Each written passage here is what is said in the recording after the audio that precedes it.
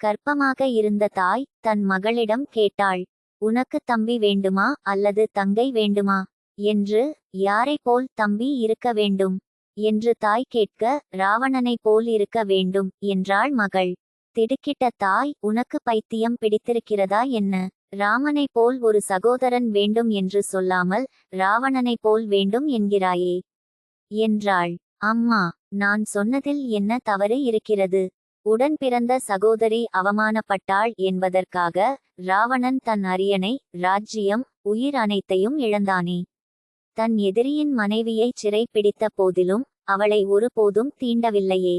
ஆனால் ராமன் யாரோ ஒருவன் சொன்னான் என்பதற்காக கர்ப்பவதியாக இருந்த தன் மனைவியை ஒதுக்கி வைத்தானே. அவளை தீக்குளித்து தன் புனிதத்தை நிரூபிக்கச் செய்தானே.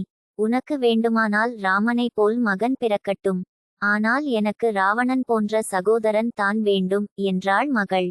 தாயால் பதில் கூற முடியவில்லை. அதிர்ந்து போனாள். இக்கதை ஒரு விவாதத்தை துவக்கலாம். ஆனால் கதையின் உட்பொருளை கூர்ந்து நோக்கினால் ஒரு உண்மை புலப்படும். இவ்வுலகில் நல்லவர் கெட்டவர் என்பது நாம் நம் தனிப்பட்ட அனுமானங்களால் முடிவு செய்வதே. கேளிக்கைகளில் திளைப்பவன் என்பதால் ஒருவன் கெட்டவன் என்றில்லை. கோவிலுக்குச் செல்பவன் என்பதால் ஒருவன் நல்லவனும் இல்லை. கோவிலுக்கு வெளியே இருக்கும் ஏழையும் சரி, கோவிலுக்கு உள்ளே இருக்கும் பணக்காரனும் சரி, கேட்பதென்னவோ பிச்சை தான். நம் எண்ணங்கள் தராசின் முள் போல் இருத்தல் வேண்டும்.